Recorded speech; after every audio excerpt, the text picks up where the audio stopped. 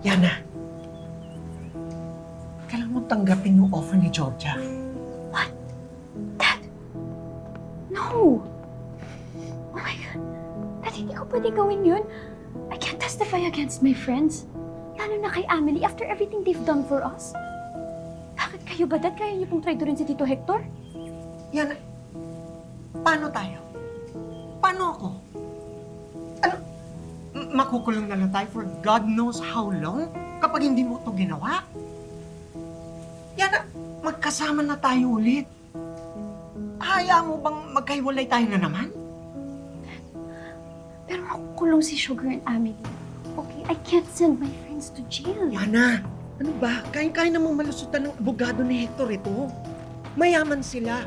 Tandaan mo, Yana, walang mayaman na nakukulong. Pero tayo delikado tayo, Yana. Wala na tayong pera.